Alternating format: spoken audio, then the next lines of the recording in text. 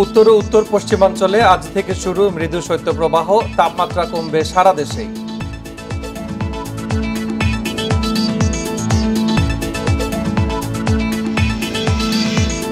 নির্বাচন কমিশন গঠনে আজ রাষ্ট্রপতির সংলাপে যাচ্ছে জাতীয় পার্টি, যোগ দেবে না বিএনপি।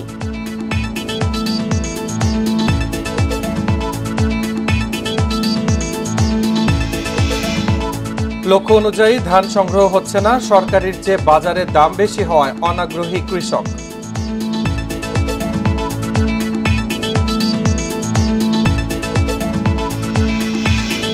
আজ জয় বাংলা ইউথ অ্যাওয়ার্ড পাচ্ছে 15 সংগঠন, সামাজিক কাজে অবদান রাখার স্বীকৃতি।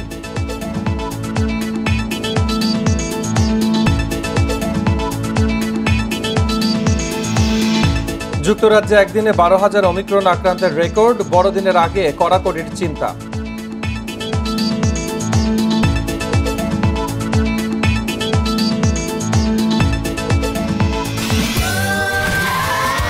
Saudi Extreme. Enjoy smooth speed. স্বাগত ইন্ডিপেন্ডেন্ট সংবাদে, সাথে আছি মুজাহিদুল ইসলাম এবং আমি ফারহান আলম। শুনছিলেন শিরোনাম, এবার বিস্তারিত। আজ থেকে দেশের উত্তর ও উত্তর পশ্চিমাঞ্চলের ওপর দিয়ে বয়ে যেতে পারে মৃদু শৈত্যপ্রবাহ। এ সময় সারা দেশেই কমবে তাপমাত্রা। এছাড়া চলতি মাসের শেষ দিকে তাপমাত্রা আরও কমার আভাস দিয়েছে আবহাওয়া অফিস। প্রকৃতিতে এখন পৌষের আধিপত্য, তবে ডিসেম্বর শেষ হতে চললেও খুব একটা অনুভূত হচ্ছে না শীত। উত্তরের কিছু এলাকায় শীতের আমেজ থাকলেও দেশের বেশিরভাগ এলাকাতেই অনুপস্থিত শীত। আবহাওয়া অফিস বলছে, সোমবার থেকেই কমতে শুরু করবে তাপমাত্রা। উত্তরাঞ্চলে দেখা দিতে পারে মৃদু শৈত্যপ্রবাহ। এর প্রভাবে রাজধানীর তাপমাত্রাও কিছুটা কমবে বলে জানিয়েছেন আবহাওয়াবিদরা। 20, 21, 22 এই সময়ে দেশের পশ্চিমাঞ্চলীয় জেলাগুলো, বিশেষ করে খুলনা বিভাগ, রাজশাহী বিভাগ এবং রংপুর বিভাগীয় অঞ্চলগুলোতে মৃদু ধরনের শৈত্যপ্রবাহ পরিস্থিতি হওয়ার সম্ভাবনা রয়েছে। সেই সময়ে ঢাকায়ও তাপমাত্রা 2 থেকে 3 ডিগ্রি সেলসিয়াস কমে আসার সম্ভাবনা থাকবে এবং সেই সাথে ঢাকায় শীতের অনুভূতি বাড়বে। এদিকে শীত আসার সাথে সাথেই রাজধানীর মার্কেটগুলো সাজানো হয়েছে শীতের বাহারি সব পোশাকে। ফুটপাতেও চলছে শীতের পোশাক বেচাকেনা। যেহেতু শীত শুরু হয়েছে, শীতের পোশাক লাগবে, এই জন্য শীতের পোশাক নেওয়ার জন্য আসছি। আমাদের টুকটাক বেচা কিনা ভালো হচ্ছে আর কি, আল্লাহর রহমতে। আর একটু আশাবাদী আমরা, আর একটু শীত পড়বে, শীতের বেচা কিনা আরেকটু ভালো হবে। আবহাওয়া অফিসের পূর্বাভাস বলছে, ডিসেম্বরের শেষে ও জানুয়ারির শুরুতে সারা দেশের তাপমাত্রা আরও কমবে। জানুয়ারিতে আরও 2টো শৈত্যপ্রবাহ আসার সম্ভাবনাও রয়েছে। Jahanara Parvin, independent news, Dhaka. দেশের উত্তরাঞ্চলে এরই মধ্যে বেড়েছে কুয়াশা ও শীতের প্রকোপ। ঠান্ডা হাওয়ায় এবং তীব্র শীতে দুর্ভোগে পড়েছে দুস্থ ও অসহায় মানুষ। এ নিয়ে আরও জানাতে ঠাকুরগাঁও থেকে আমাদের সাথে যোগ দিচ্ছেন সহকর্মী তানভীর হাসান। তানভীর, ঠাকুরগাঁও শীতের প্রকোপ কেমন দেখছেন, আর শৈত্যপ্রবাহের জন্য সাধারণ মানুষ কি প্রস্তুতি নিচ্ছে?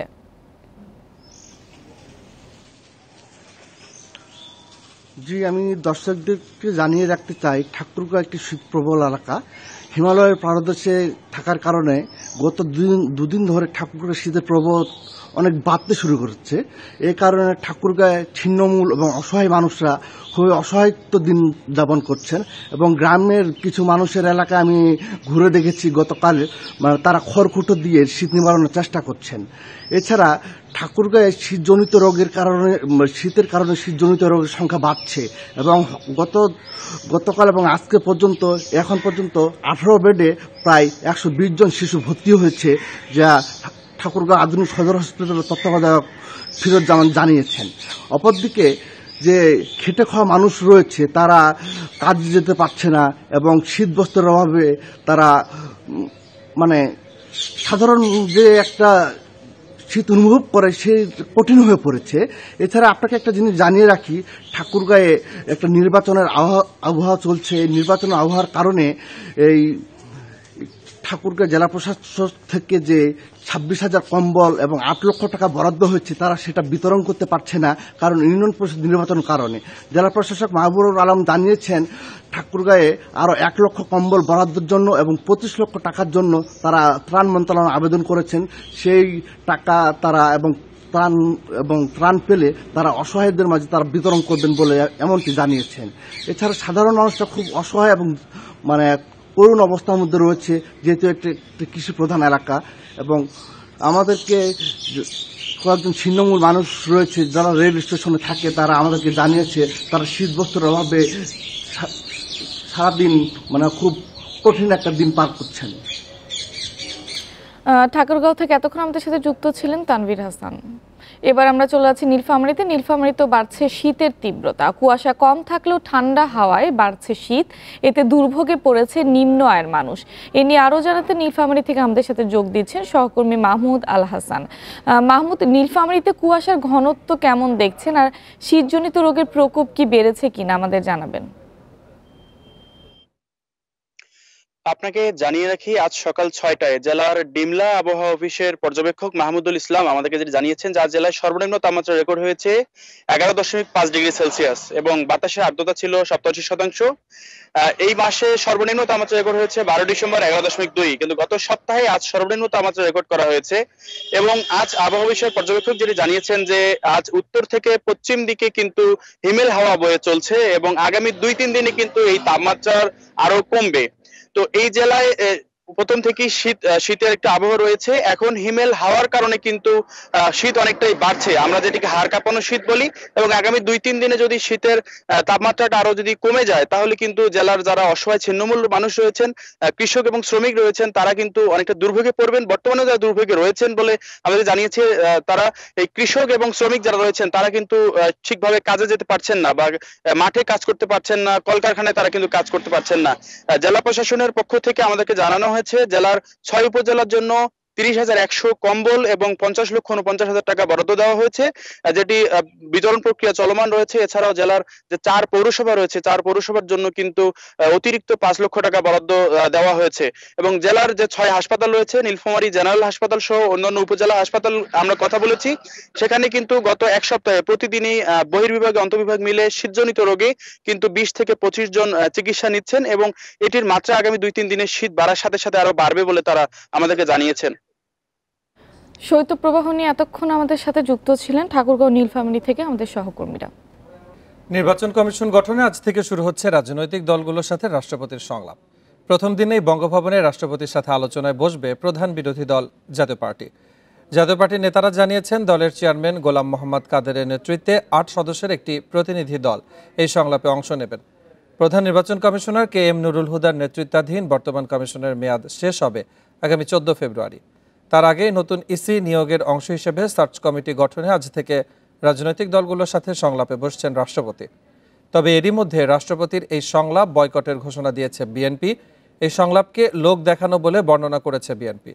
রাষ্ট্রপতি নতুন কমিশন যাদের দিয়ে গঠন করবেন তাদের অধীনে অনুষ্ঠিত হবে দ্বাদশ জাতীয় সংসদ নির্বাচন।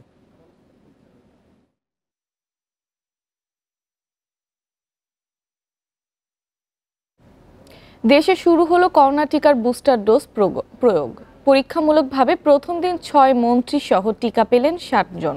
সুরক্ষা অ্যাপ প্রস্তুত না হওয়ায় বুস্টার ডোজের পরবর্তী কর্মসূচি শুরু হবে এ মাসের শেষে। স্বাস্থ্যমন্ত্রী জানান, এপ্রিলে আসছে আরও 16 কোটি টিকা।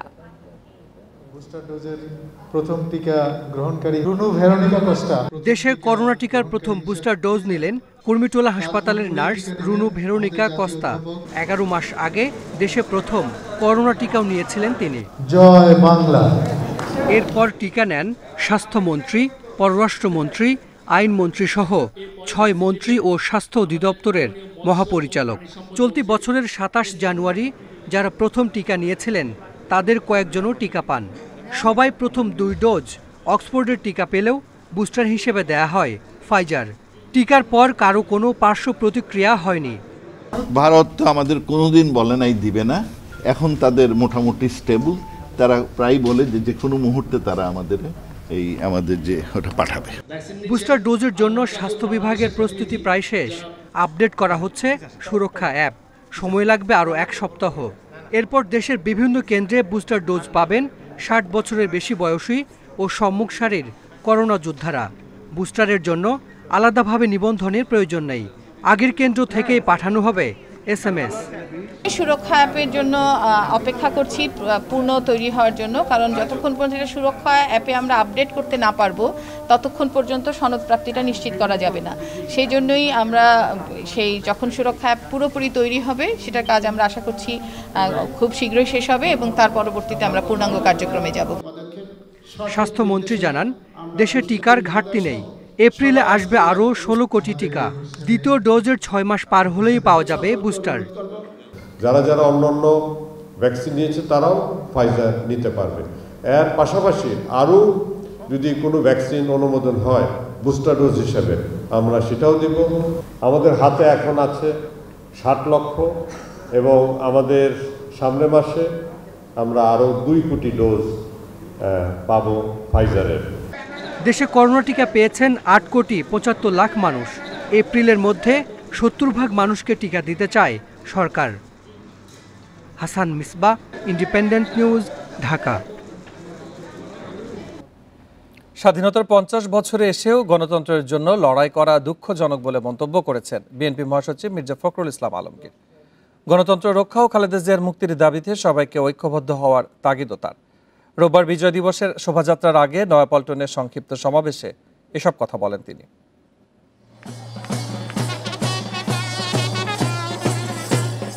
শোভাযাত্রা শুরুর অনুমতি ছিল বেলা 2টায়, কিন্তু তার অনেক আগেই নয়াপল্টনে ভিড় করে বিএনপি নেতাকর্মীরা। ব্যানার, প্লেকার্ড ও ফেস্টুনে ছেয়ে যায় পুরো এলাকা। শোভাযাত্রার আগে দলের কেন্দ্রীয় কার্যালয়ের সামনে সংক্ষিপ্ত সমাবেশে বক্তব্য রাখেন বিএনপি নেতারা। এ সময় দলের মহাসচিব অভিযোগ করেন, দেশে গণতন্ত্র নেই বলেই খালেদা জিয়া বন্দী হয়ে মৃত্যুর সাথে পাঞ্জা লড়ছে। আজকে এই রানের মধ্য দিয়ে আমরা সেই শুভ সূচনা করি, যে সূচনার মধ্য দিয়ে আমরা আমাদের দেশের বেগম খালেদা জিয়াকে মুক্ত করতে পারবো, তাকে আমরা সুচিকিৎসার ব্যবস্থা করতে পারবো এবং সর্বোপরি গণতন্ত্রকে পুনরুদ্ধারের দাবিতে আসুন আমরা এই রানি শুরু করি। বেলা 2:15টায় শুরু হয় বিএনপির বিজয় শোভাযাত্রা। এতে সব ছাপিয়ে নেতাকর্মীদের কণ্ঠে উঠে আসে চেয়ারপারসনের মুক্তির দাবি।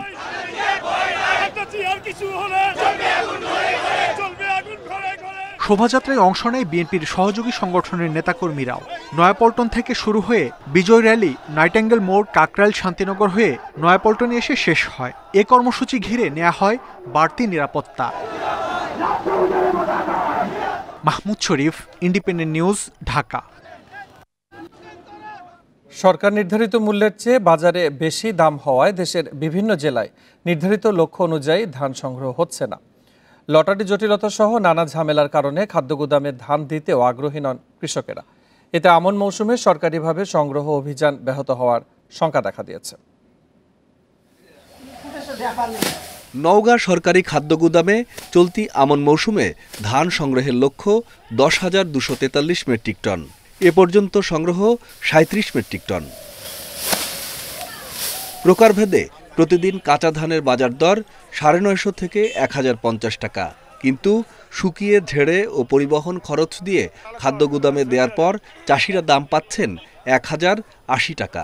রয়েছে লটারি জটিলতাও। এসব কারণে খাদ্য গুদামে ধান দিতে আগ্রহ হারাচ্ছেন কৃষকরা। খাদ্য গুদামের ধান দেয় না, এই যে ধান আমরা এখান থেকে নিয়ে যাই, হয়তো ওই যে যায় দিনে দিনে টাকা পাওয়া যায় না, তারপর আবার ঝাড়া চালা এগুলা মেলা ঝামেলা। যশোরে আমন সংগ্রহের লক্ষ্য 8,155 টন, কিন্তু অভিযানের 16 দিনে মাত্র 400 টন ধান সংগ্রহ হয়েছে। খোলা বাজারে দাম বেশি হওয়ায় গুদামে ধান দিতে চাচ্ছেন না কৃষকরা। সরকারি গোডাউনে ধান দিলে ভিজা, শুকনা ইত্যাদি ইত্যাদি বিভিন্ন ধরনের সমস্যা আছে।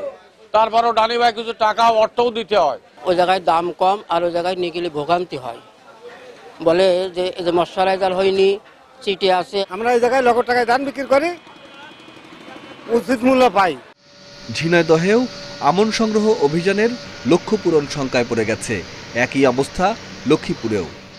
এক মণ ধান বলছিলাম 1030 টাকা করে, তেমন তো ধানের দাম খুব চড়া। হাটে বিক্রি করলে দেখা যাচ্ছে আমাদের ভালো একটা পত্তা হয়। চালকল মালিকেরা বলছেন, এই অবস্থা চললে সরকারিভাবে ধান সংগ্রহ অভিযানের লক্ষ্য পূরণ সম্ভব হবে না। ধানের সংগ্রহ পরিমাণ খুব কম, খুব ধীর গতিতে চলছে।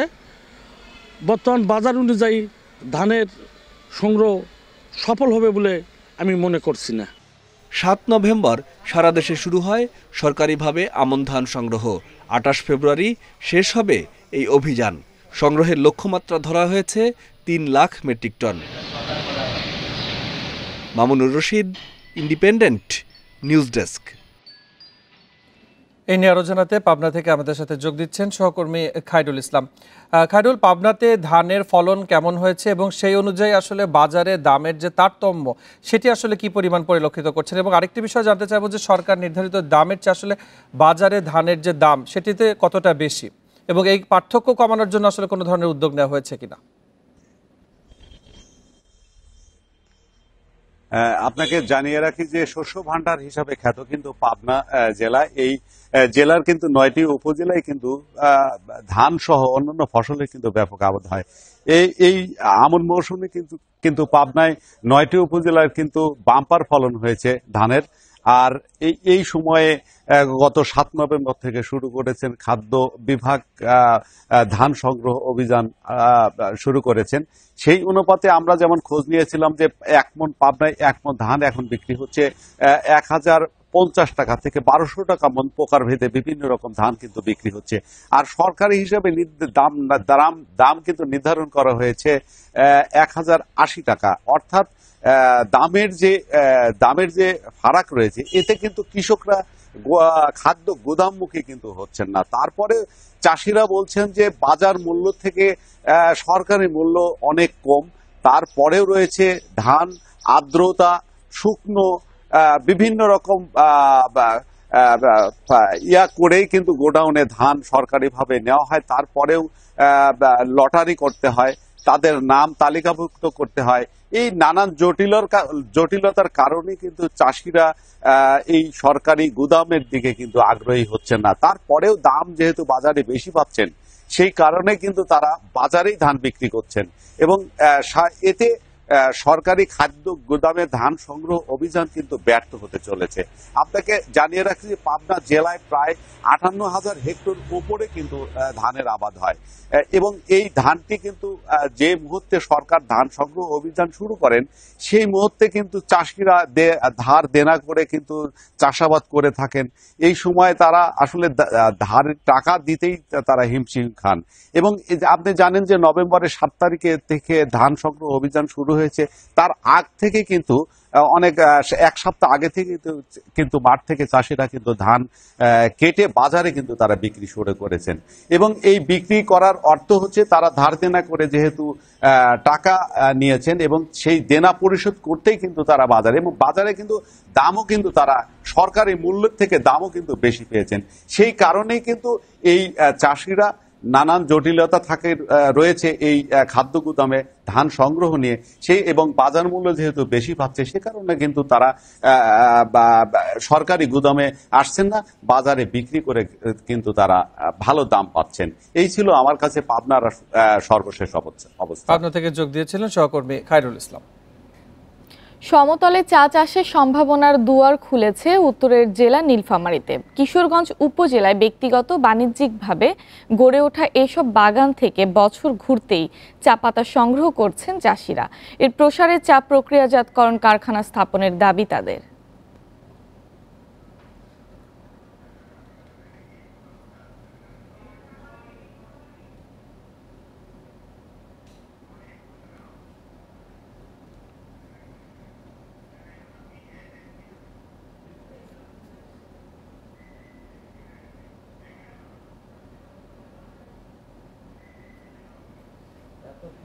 আমরা রিপোর্টের জন্য অপেক্ষা করছি।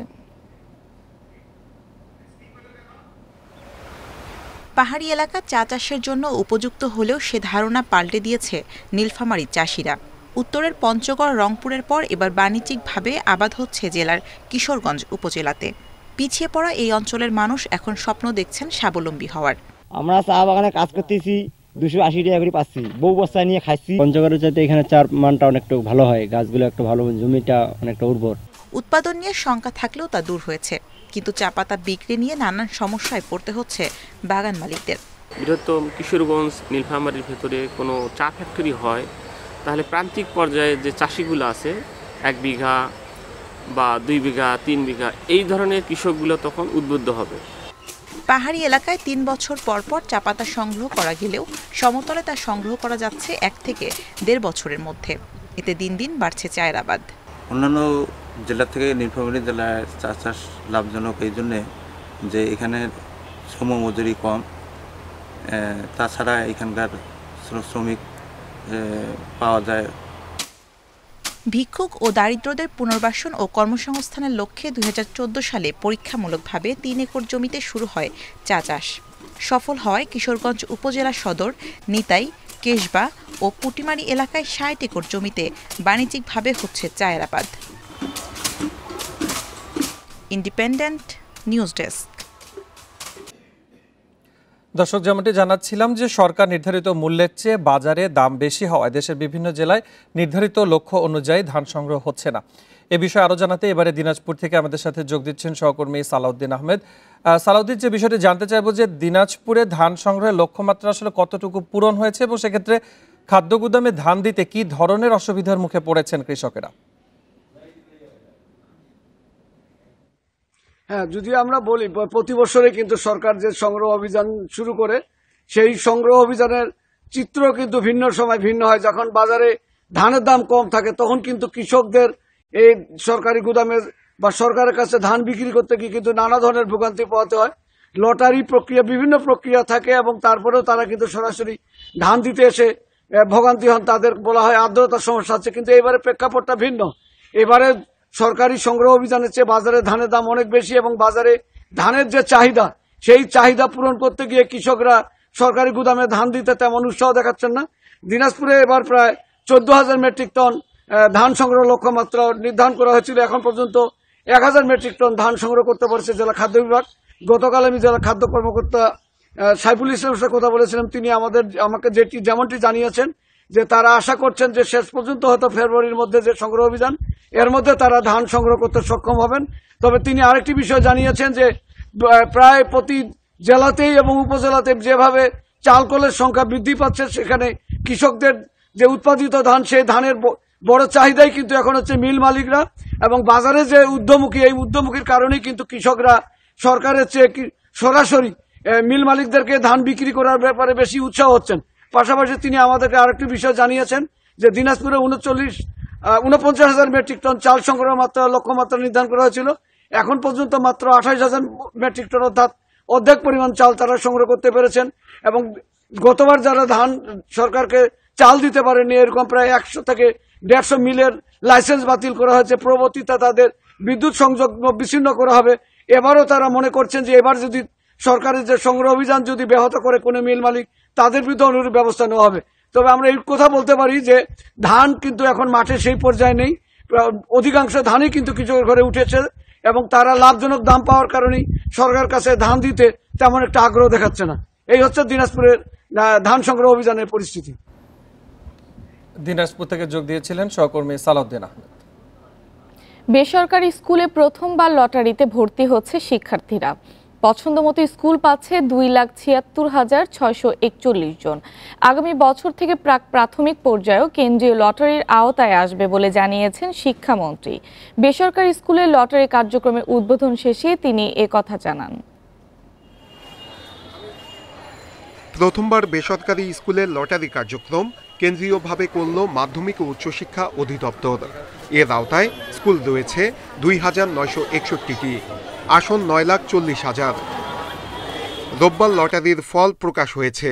শিক্ষামন্ত্রী বলেন, 3,68,707 জন আবেদনকারীর মধ্যে 2,76,641 জন পছন্দ অনুযায়ী স্কুলে ভর্তির সুযোগ পাচ্ছে। বাকিরাও ভর্তি হতে পারবে। আমরা প্রতি বছরই, যেহেতু এটা শুরু হয়েছে এবং এটা ভালো কাজ করছে, আমরা এটাকেই চালিয়ে নিয়ে যেতে চাই এবং এটা চলতে থাকতে থাকতে এটাকে আরও কত ভালো করা সম্ভব আমরা নিশ্চয়ই তাও ভাবব। তিনি আরও জানান, লটারিতে ভর্তি হওয়ায় অনিয়ম বন্ধ হবে। এছাড়া ভর্তি নিয়ে অসুস্থ প্রতিযোগিতাও থাকবে না। প্রাথমিক থেকে নিয়ে বা ক্লাস প্রথম শ্রেণীর আগেও এগুলো আছে আমাদের যেই প্রতিষ্ঠানগুলোতে আমরা করি। আমরা এই যে তারা একদম আগেই নিয়ে নেয়, কাজে দেখা যায় ক্লাস 1-এ হয়তো 1টা 2টো 4টা জায়গা খালি আছে। তো সেই জায়গাগুলোতেও যেন আমরা এই একই পদ্ধতি করতে পারি, আমরা সেটার ব্যবস্থা করব।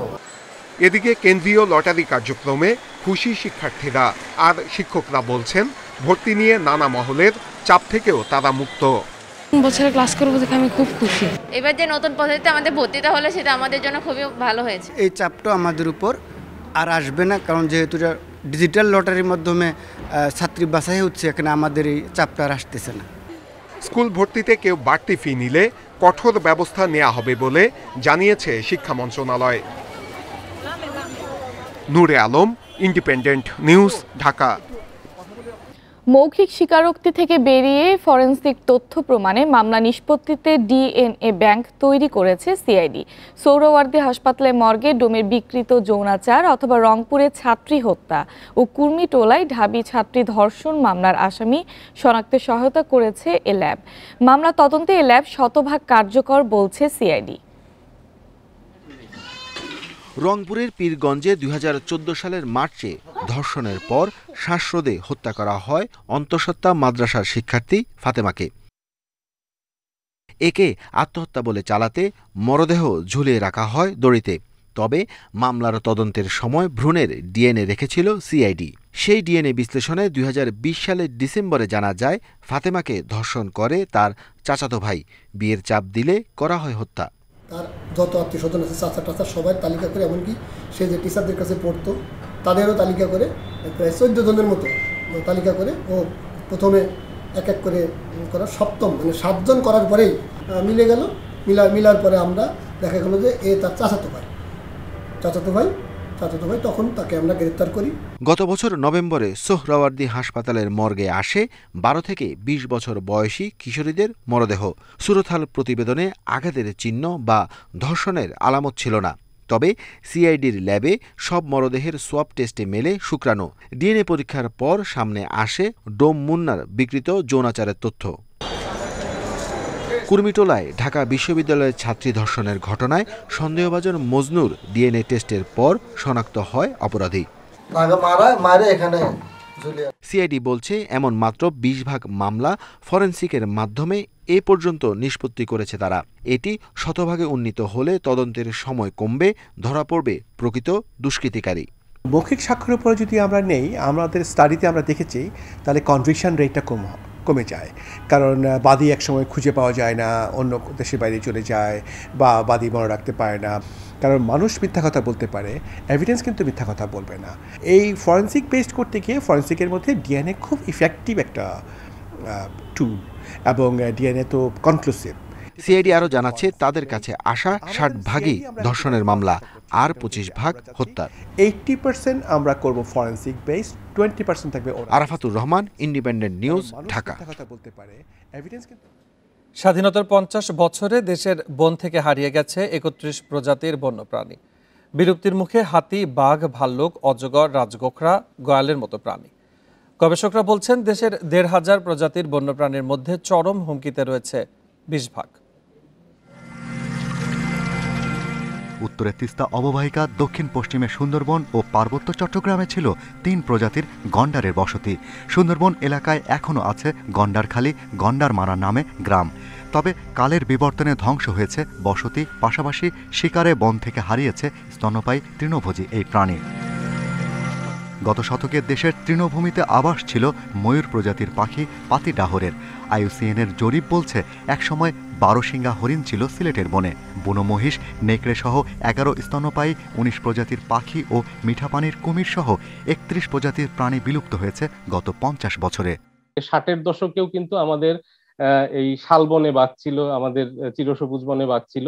এখন কিন্তু বলতে গেলে সুন্দরবনে সীমাবদ্ধ, পার্বত্য চট্টগ্রামে মাঝে মধ্যে দেখা যায়। মধুপুরে হাতি ছিল, উত্তরবঙ্গে হাতি ছিল, এখন আজকাল আর কারো কাছে সেটি বিশ্বাসযোগ্যই মনে হবে না।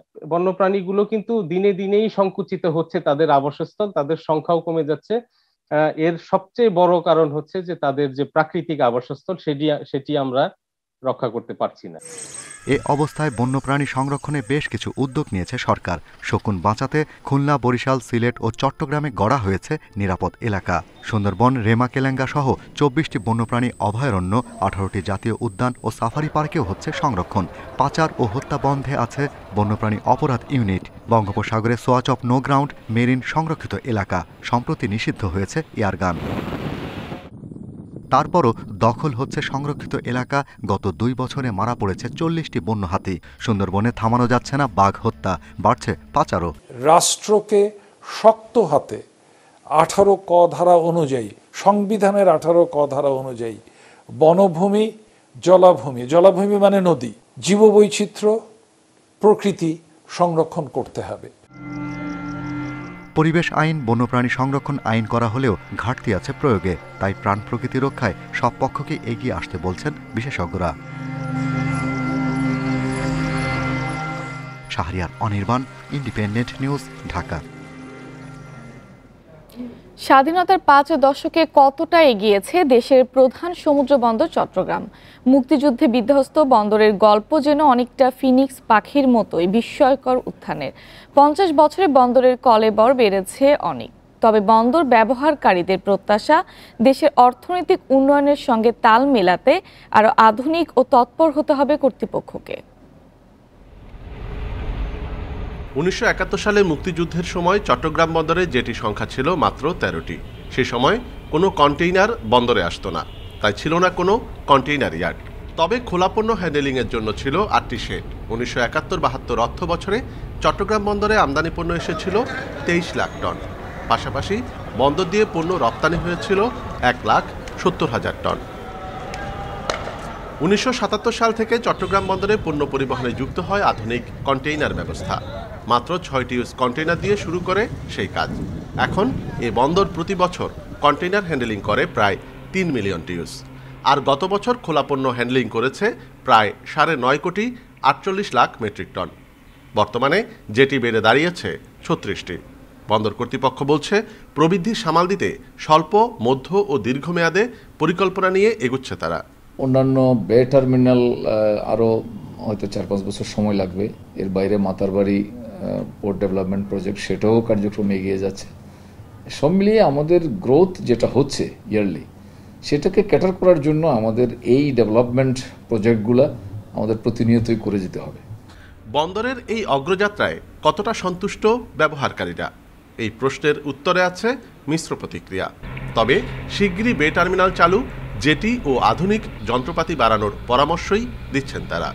জেটির সংখ্যা বাড়ানো এবং ইয়ার্ডের সংখ্যা বাড়ানো এবং ইকুইপমেন্ট বাড়ানো, সেটার দিক দিয়ে চিন্তা করলে বে টার্মিনাল যদি হয় ডেফিনেটলি আমাদের অনেক সহযোগিতা করবে।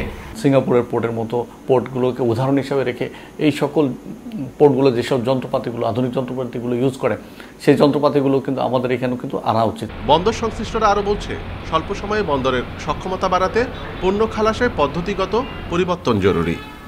এই পদ্ধতি সারা বিশ্বে অচল এবং এই পদ্ধতি থেকে আমাদেরকে সরে আসতে হবে। আমি যেটা বললাম যে সিস্টেমে চলছে, এই সিস্টেমের সংস্কার যদি হয় এবং এটার সব বহুপক্ষীয় ব্যাপার, এইটি যদি ঘটে তাহলে এই বন্দর দিয়ে আরও 10 বছর আমরা কাজ করতে পারবো। দেশের প্রধান এই বন্দর এখন বিশ্বের ব্যস্ততম 100 কন্টেইনার বন্দরের তালিকায় আছে 67 নম্বরে। অনুপম শীল, ইন্ডিপেন্ডেন্ট নিউজ, চট্টগ্রাম। 2 বছরেও শেষ হয়নি সিলেট কেন্দ্রীয় বাস টার্মিনালের নির্মাণ কাজ। দক্ষিণ সুরমায় যত্রতত্র বাস রেখে দখল করে নিয়েছে সড়ক। এতে প্রতিদিন সৃষ্টি হচ্ছে যানজট, ভোগান্তিতে পড়ছেন নগরবাসী। সংশ্লিষ্টরা বলছেন, আগামী জুনের মধ্যে নির্মাণ শেষ হলে দুর্ভোগ লাঘব হবে। বিশ্বব্যাংকের অর্থায়নে 65 কোটি টাকা ব্যয়ে 2019 সালে সিলেট কেন্দ্রীয় বাস টার্মিনাল ভেঙে শুরু হয় আধুনিক বাস টার্মিনাল নির্মাণ।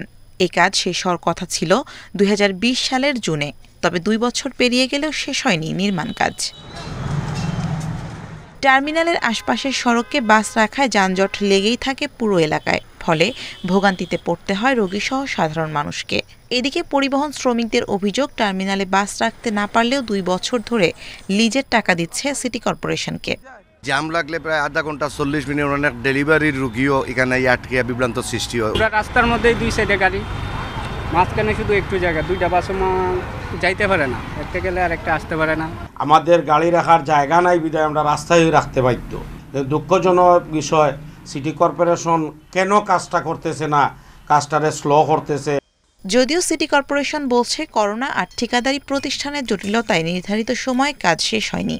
ওয়ার্ল্ড ব্যাংকের প্রজেক্ট হওয়ার কারণে বাংলাদেশের ভাবমূর্তির বিষয়, সেই দৃষ্টিকোণ থেকে কোয়ালিটি এনশিওর করতে যাই আমাদের কাজটা একটু লেন্দি হয়েছে এবং আশা করি আমরা জুন 2022-এর মধ্যে কাজটা সম্পূর্ণ করতে পারব। দক্ষিণ সুরমায় অবস্থিত কদমতলী বাস টার্মিনাল প্রায় 7.5 একর জমিনে অবস্থিত। Independent news desk. ফেনীতে পোল্ট্রি খামারের বর্জ্যে চরমভাবে দূষিত হচ্ছে পরিবেশ। দুর্গন্ধে বিভিন্ন গ্রামের বাসিন্দারা দুর্ভোগ পোহাচ্ছে। ভুক্তভোগীদের অভিযোগ, উপজেলা প্রশাসনের কাছে একাধিকবার অভিযোগ দিয়েও প্রতিকার পাচ্ছেন না তারা।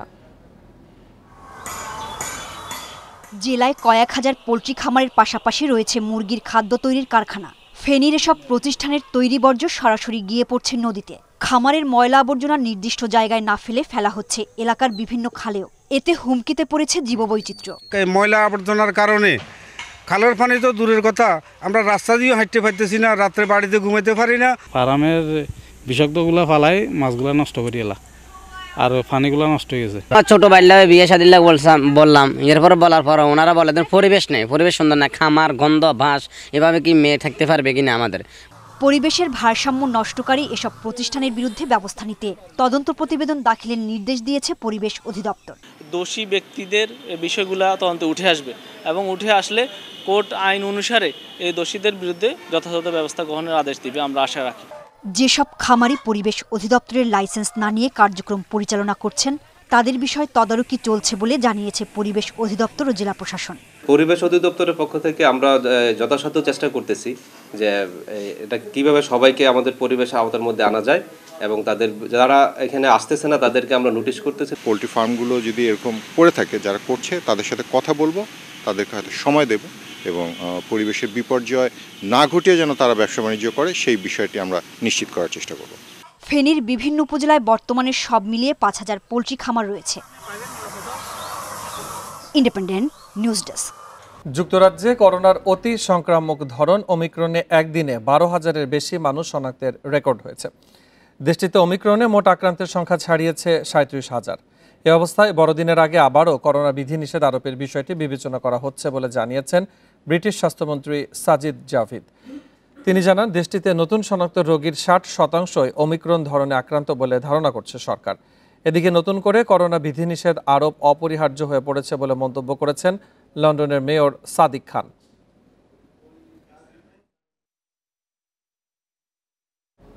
বিশ্বে করোনায় একদিনে 3,655 জনের মৃত্যু হয়েছে। নতুন শনাক্ত 4,66,000-এর বেশি রোগী। এ নিয়ে বিশ্বে করোনায় মোট প্রাণহানি ছাড়িয়েছে 53,70,000। এ পর্যন্ত আক্রান্ত 27,49,00,000-এর বেশি। 24 ঘন্টায় বিশ্বের সর্বোচ্চ 1,023 জন মারা গেছে রাশিয়ায়। একদিনে সর্বোচ্চ 82,886 জন শনাক্ত যুক্তরাজ্যে। এক সপ্তাহে দেশটিতে সংক্রমণ বেড়েছে 45%, তবে মৃত্যু কমেছে 6%। জার্মানি ও ফ্রান্সে ইংরেজি নতুন বছর উদযাপনের সব আয়োজন স্থগিত করা হয়েছে। এদিকে যুক্তরাষ্ট্রের শীর্ষ সংক্রামক রোগ বিশেষজ্ঞ অ্যান্থনি ফাউচি সতর্ক করেছেন, বড়দিন উপলক্ষে বিভিন্ন জায়গায় ভ্রমণ ওমিক্রন সংক্রমণ আরও বাড়াতে পারে। অস্ট্রেলিয়ায় সম্পূর্ণ টিকা পাওয়ার হার বেশি থাকায় এখনই কড়াকড়ির চিন্তা করছে না কর্তৃপক্ষ। এছাড়া ইরানে প্রথমবারের মতো ওমিক্রনে আক্রান্ত রোগী শনাক্তের কথা জানিয়েছে দেশটির স্বাস্থ্য মন্ত্রণালয়। ভারতের কেরালায় 12 ঘন্টার ব্যবধানে খুন হলেন 2 রাজনৈতিক নেতা। পরিস্থিতি নিয়ন্ত্রণে আলাপুঝা জেলায় 2 দিনের জন্য 144 ধারা জারি করেছে প্রশাসন। স্থানীয় সময় শনিবার রাতে বাড়ি ফেরার পথে হামলার শিকার হন সোশ্যাল ডেমোক্রেটিক পার্টি এসডিপিআই এর রাজ্য সম্পাদক KS শান। গুরুতর আহত অবস্থায় কোচির হাসপাতালে নেওয়া হলে সেখানে মৃত্যু হয় তার। হত্যাকাণ্ডের পেছনে RSS জড়িত বলে অভিযোগ তার দলের নেতাদের। এদিকে রোববার সকালে জেলার বিজেপি নেতা রঞ্জিত শ্রীনিবাসের বাড়িতে হামলা হয়। তিনি বিজেপির ওবিসি মোর্চার রাজ্য সম্পাদক ছিলেন। দোষীদের খুঁজে বের করে শাস্তির আওতায় আনার আশ্বাস দিয়েছেন কেরালার মুখ্যমন্ত্রী পিনারাই বিজয়ন। আবারও সেনা অভ্যুত্থান বিরোধী বিক্ষোভে উত্তাল সুদান। রাজধানী খার্তুম সহ নানা শহরে আন্দোলনকারীদের ছত্রভঙ্গ করতে টিয়ার গ্যাস ও স্টান গ্রেনেড ছোড়ে নিরাপত্তা বাহিনীর সদস্যরা। তবে শেষ খবর পাওয়া পর্যন্ত কোনো হতাহতের খবর পাওয়া যায়নি। 2019 সালে সুদানের সাবেক প্রেসিডেন্ট ওমর আল বশিরকে ক্ষমতাচ্যুত করা হয়। এর তৃতীয় বার্ষিকী উপলক্ষে রোববার খার্তুমের রাজপথে নামে কয়েক হাজার বিক্ষোভকারী। এ সময় জাতীয় পতাকা উড়িয়ে সেনা অভ্যুত্থানের বিরুদ্ধে প্রতিবাদ জানায় তারা।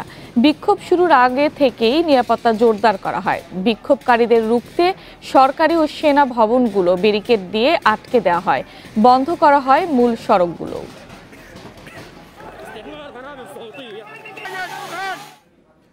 অনূর্ধ্ব-19 নারী সাফে শ্রীলঙ্কাকে নিয়ে রীতিমতো ছেলে খেলা করল বাংলাদেশ। লঙ্কানদের জালে 1 ডজন গোল দিয়ে টেবিলের চূড়ায় থেকে ফাইনালে লাল সবুজ। আফিদা ও রিপা করেছেন হ্যাট্রিক। ভারতের বিপক্ষে মারিয়াদের শিরোপা লড়াই বুধবার। গোলনীল ড্র করেছিল। দিনের প্রথম ম্যাচে ভারতের কাছে নেপাল হারায় পাল্টে যায় সমীকরণ। ফাইনালে উঠতে শ্রীলঙ্কার সঙ্গে ড্র করলেই চলে, যদিও শক্তিমত্তায় বাংলাদেশ ওদের থেকে অনেক এগিয়ে। অপেক্ষা কত ব্যবধানে যেতে মারিয়ারা। আফ্রিদা খাতুন। ভারতকে হারানো ম্যাচের একাদশ থেকে 5 পরিবর্তন। প্রতিপক্ষকে গা গরমের সুযোগ না দিয়েই 7 মিনিটের মধ্যে জোড়া গোল স্বাগতিকদের। রিপার শট বারে লেগে ফিরলে ফিরতি শটে পূর্ণতা দেন আনুচিং। মিনিট 5 পর ঋতুপর্ণার কোনাকুটি শটও জাল খুঁজে নেয়। কমলাপুর স্টেডিয়ামে এরপর বার্সেলোনার তিকি তাকা ফুটবলের প্রদর্শনী যেন দেখালো বাংলাদেশের মেয়েরা। লঙ্কান দুর্গেই পুরোটা সময় থেকেছে বল। নিয়মিত বিরতিতে গোল করেছেন কখনো রিপা, কখনো ঋতুপর্ণা, কখনো বা আনুচিং। ঋতুপর্ণা চাকমা 4-0 গোলে এগিয়ে গেল বাংলাদেশ। প্রথমার্ধে 4 গোল, দ্বিতীয়ার্ধে আরও আগ্রাসী লাল সবুজ। স্কোরশিটে এবার নাম তোলেন ডিফেন্ডাররাও। মাঝমাঠ থেকে ডিফেন্ডার আখির গোল মন ভরায় উপস্থিত দর্শকদের। চোখ টানার মতো গোল। 1-1 করে 3টি গোল করে প্রথমে হ্যাট্রিক তুলে ফেলেন আরেক ডিফেন্ডার আফিদা প্রান্তি। দলের 12তম গোলটির সাথে নিজের হ্যাট্রিকের দেখা পান রিপা। ফাইনালের আগে বড় জয় আত্মবিশ্বাসটাও বাড়িয়ে নিল বাংলার মেয়েরা। প্রত্যেকটা মেয়ে যে যত ম্যাচ খেলতেছে তাদের আত্মবিশ্বাসটা বৃদ্ধি পাচ্ছে। সেটা ম্যাচ বাই ম্যাচ আসলে আমরা এই টুর্নামেন্টেই আমরা দেখতে পাচ্ছি। এই যে এই ম্যাচটাই আপনার খেলতে থাকবে, সুযোগ আপনার ইন্ডিয়ার এখানেও আসবে, সুযোগটা কাজে লাগাইতে হবে। এর আগে অনূর্ধ্ব-15 ও 18 সাফে চ্যাম্পিয়ন হয়েছে বাংলাদেশ। প্রথমবার অনূর্ধ্ব-19 শিরোপা জয়ের সুযোগ। বুধবার মেগা ফাইনালে প্রতিপক্ষ ভারত। লিগ পর্বে ওদের 1 গোলে হারিয়েছিল মারিয়ার দল। Abidur Rahman, independent news, Dhaka. English premier লিগে রোমাঞ্চকর ম্যাচে টটেনহামের সাথে 2-2 গোলে ড্র করেছে লিভারপুল। লা লিগায় কাদিজের সাথে ড্র করে পয়েন্ট নষ্ট করেছে রিয়াল মাদ্রিদ। ঘরের মাঠে টটেনহামকে শুরুতেই লিড এনে দেন হ্যারি কেইন। এরপর ভালো কিছু সুযোগ মিস করে কন্তের দল। তবে সুযোগ কাজে লাগিয়ে জোতা ও রবার্টসনের গোলে এগিয়ে যায় লিভারপুল। শেষ দিকে লিভারপুল গোলকিপার আলিসনের ভুলে স্পার্সের সন গোল করলে পয়েন্ট ভাগাভাগি করে দুদল। এদিকে লা লিগায় হোঁচট খেয়েছে রিয়াল মাদ্রিদ। ঘরের মাঠে নিচের সারির দল কাদিজের সাথে গোলশূন্য ড্র করেছে তারা। আপ্রাণ চেষ্টা করেও কাদিজের রক্ষণ দুর্গ ভাঙতে পারেনি বেনজেমা, ভিনিসিয়াস। এদিকে ফ্রেঞ্চ কাপে জয় পেয়েছে পিএসজি। এমবাপের জোড়া গোলে ফিনিশকে 3-0 গোলে হারিয়েছে তারা। নিউজিল্যান্ড সফরে থাকা ক্রিকেটারদের আরেক দফা কোভিড টেস্ট হয়েছে। এবার নেগেটিভ হলে অনুশীলনে নামতে পারবে টাইগাররা। কোয়ারেন্টাইন বাড়ার পর ক্রিকেটাররা 2 গ্রুপে ভাগ হয়েছেন। প্রতিদিন 2 বার করে হোটেল রুমের বাইরে এসে দূরত্ব বজায় রেখে একে অন্যের সঙ্গে দেখা করার সুযোগ পাচ্ছেন। নতুন করে কোনো সমস্যা তৈরি না হলে বাংলাদেশ দলের অনুশীলন শুরু হবে 21 ডিসেম্বর থেকে। নিউজিল্যান্ড সফরে 2 টেস্টের সিরিজ মাউন্ট মঙ্গানুইয়ে প্রথম ম্যাচ শুরু 1 জানুয়ারি। টেস্ট ক্রিকেট থেকে দূরে মুস্তাফিজ। সতীর্থরা নিউজিল্যান্ডে দেশের চোট থেকে ফেরার লড়াই ফিজের। পুনর্বাসন প্রক্রিয়ায় রোববার প্রথমবার বোলিং করেন টাইগার তারকা পেসার। মিরপুর ইনডোরে মাহমুদুল্লাহর সঙ্গে অনুশীলন চলে প্রায় ঘণ্টা খানেক। আসন্ন বিপিএলে ফিরতে প্রস্তুত হচ্ছেন কাটার মাস্টার। লঙ্গার ভার্সনে একেবারেই অনিয়মিত। প্রথম শ্রেণীর ক্রিকেটে আগ্রহ কম। বিসিএল চলছে। মিরপুর হোম অফ ক্রিকেটে সাইডলাইনে বসে মুস্তাফিজ। অন্যরা তাকে পেয়ে টিপস নিয়েছেন। ফিজও লাল বলের ক্রিকেটের আবেদন দূর থেকেই উপলব্ধি করছেন। কাটার মাস্টার মাঠে ফিরেছেন। চোট কাটিয়ে এখন তার প্রস্তুতি বিপিএল কেন্দ্রিক। পুনর্বাসন প্রক্রিয়ার অংশ হিসেবেই রোববার বোলিং শুরু করেন মুস্তাফিজ। ইনডোরে টি-20 অধিনায়ক মাহমুদুল্লাহর সঙ্গে সেশনে ঘণ্টাখানেক সময় দিয়েছেন। হালকা রান আপে গতি কমিয়ে 2 ধাপে 5 ওভার বোলিং করেন এই বাঁহাতি। আইপিএলের ধকল শেষে টি-20 বিশ্বকাপ মিশনে সাদামাটা ছিল মুস্তাফিজের পারফরমেন্স। ঘরের মাঠে পাকিস্তান সিরিজেও আলো কাটতে পারেননি টাইগার পেস সেন্সেশন। বিশ্বকাপের 7 ম্যাচে মোটে 8 উইকেট নেন, এর মধ্যে একটাতেই 4 উইকেট শিকার। ইকোনমি প্রায় 10-এর কাছে। পাকিস্তান সিরিজে 2 টি-20-তে 2 উইকেট শিকার কাটার মাস্টারের। চোটের সঙ্গে লড়াই ও বিরতির পর সেরা ছন্দে ফেরার চ্যালেঞ্জ। বিপিএল আদর্শ প্ল্যাটফর্ম মুস্তাফিজের জন্য। দেশি ফ্র্যাঞ্চাইজি লিগে তার অতীত পারফরমেন্স দারুণ। এবার সিলেটের আইকন হয়ে জ্বলে ওঠার অপেক্ষা। Kamrul Hasnat, independent news, Dhaka. এই ছিল সংবাদে। এছাড়া ইন্ডিপেন্ডেন্ট টেলিভিশনের সব খবর বিস্তারিত জানতে চোখ রাখুন ফেসবুক, ইউটিউব, টুইটারে। আমন্ত্রণ আমাদের পরবর্তী আয়োজন।